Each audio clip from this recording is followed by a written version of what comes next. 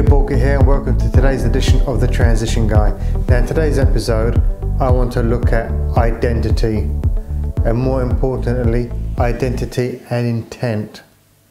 So last week I had the pleasure of seeing a referral given to me by one of my clients, and this particular guy really, he did intrigue me.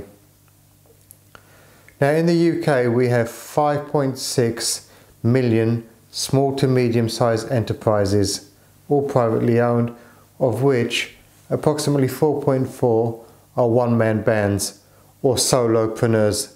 These are people that do not employ anybody. They're very well trained in their trade and they do the work themselves. And the guy that I saw last week was such a person. Now he happened to be a personal trainer. And when I was speaking to him, I asked him, well, how long did you spend learning to become a personal trainer? And he approximates this at about 4 years. So that's quite a lot of hours you're spending learning a trade as well as applying that trade. Now normally I don't really see the one-man bands, but this guy really did intrigue me. The reason he intrigued me was because he said to me something that most business owners never say to me. I don't really want to be doing the personal training. I want to be doing the business. And you think about it for a moment. I don't want to be doing necessarily the personal training myself. I want to be running the business. See, the reality is a lot of people confuse themselves by saying, yeah, I own a business. And the reality is, yes, they have the legal entity of a business owner, but all they have is a self-employed job. And that's not what he wanted. So the first step of actually moving away from being that solopreneur is actually thinking, you know what, there's stuff I need to let go of. I need to let go of the doing part of my job, which is very difficult for so many people. And if you take like trades out there, you've got trades out there like electricians, you've got plumbers, you've got builders, you've got chippies, you've got a load of different trades out there where that person will spend years and years and years becoming really good at what they do. To then say, okay, do you know what, people pay that person the big money because they are great. To then say, okay, well, I'm not going to let that go. It's difficult. I've seen it time and time again with decorators. So often a decorator will say, do you know what, they get sort of booked in because of the work that they do, the quality of their finish. And they always say that, you know what, there's no one that can do it better than me. People book me because of my reputation. And unfortunately, what they create is what I call prison. They are in a prison. Now it may be a beautiful prison with a nice big beautiful house, a great car, etc., and all the trappings that they want.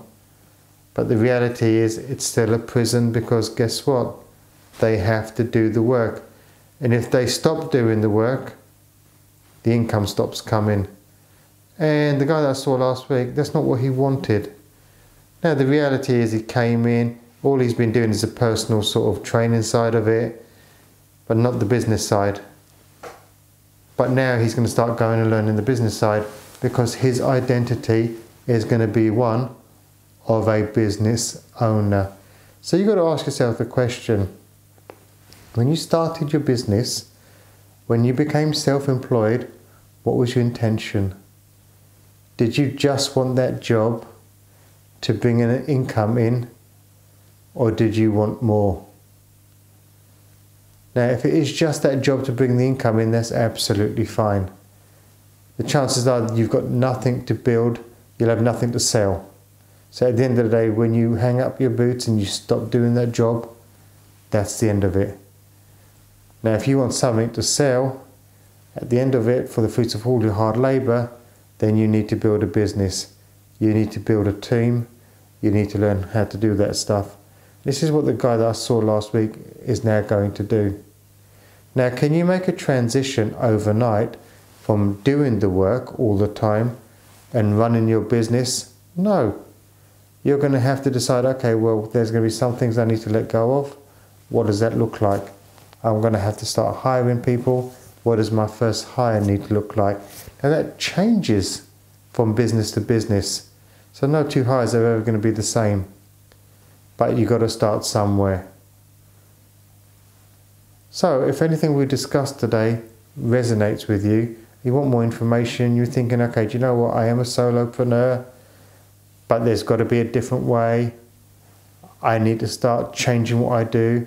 And do not think for one moment that change means that you have to spend a lot of money, because it doesn't have to be that way. There are a lot of free resources out there that if you're pointed in the right direction can start you off very inexpensive but very effective. Head over to Boolkah.com and get in touch. And remember, failing to learn is learning to fail.